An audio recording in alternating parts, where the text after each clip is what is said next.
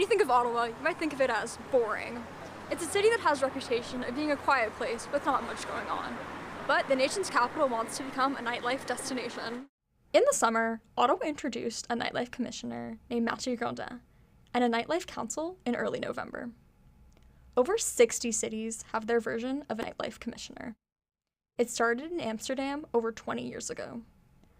Other capital cities include London and Washington, D.C., and now Ottawa. The City of Ottawa announced the name of a group of volunteers from different sectors of nightlife to a nightlife council to work together to provide advice and feedback to the nightlife commissioner. When I heard about the new nightlife commissioner and nightlife council, I wanted to learn more about what they plan to do to liven up the city, and also how it works in other cities around the world.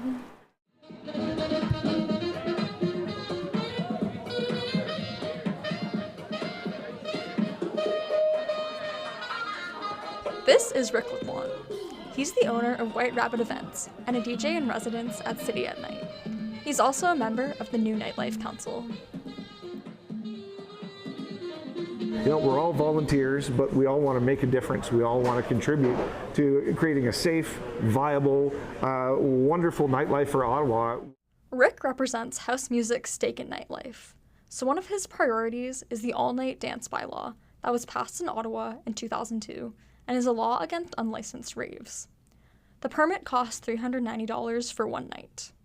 We're really hoping that they'll be receptive and try to ease some of these all-night dance event business license requirements as they apply to nightclubs.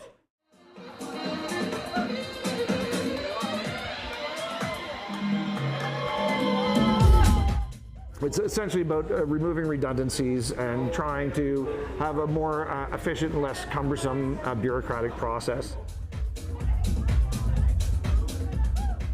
Rick's comment on the bylaw is one example of nightlife improvements.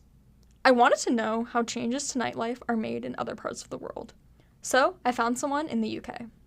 He's with Nighttime Industries Association UK. His name is Michael Kill, and he's been vital in advocating for nightlife in the UK and beyond.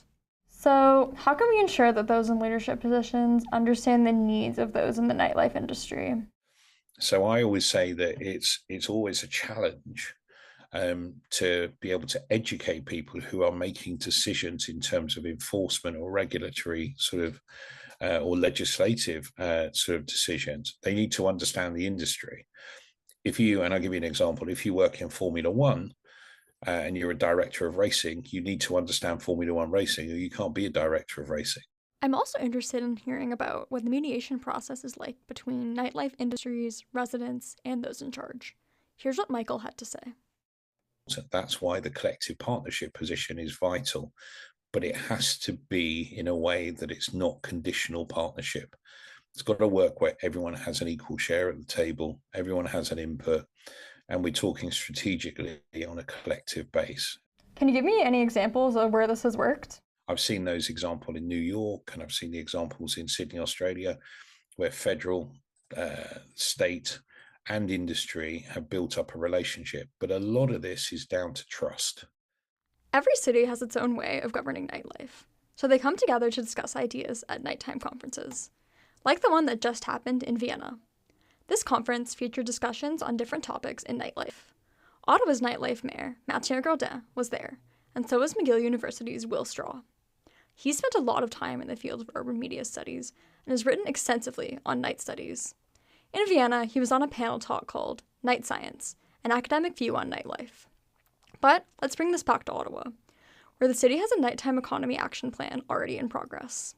Some of these nighttime goals include safety and security measures and diversifying nightlife experiences. One recommendation in the plan is expanding nightlife all across the city. This is where Professor Straw's expertise comes in. For those in Ottawa who aren't downtown and might not be into clubs and bars, how can nightlife trickle into neighborhoods beyond just downtown? The best things that have happened in Montreal in the last 5 or 10 years are that neighborhoods further from downtown have developed nightlife scenes, and you get these whole nighttime ecologies, if you like, strings of businesses, not a million of them, but enough of them to create a sense of buzz. And I think that's a sign of a healthy kind of nighttime economy. And what would you say to those who may say, what's the point of even having a nightlife mayor? If you want to preserve your downtown, make it a little livelier than it is, create places where different kinds of, queer communities and avant-garde communities can express themselves, well, then I think, why not put someone in city government who can spend all their time thinking about that and working with all the players in order to make it happen.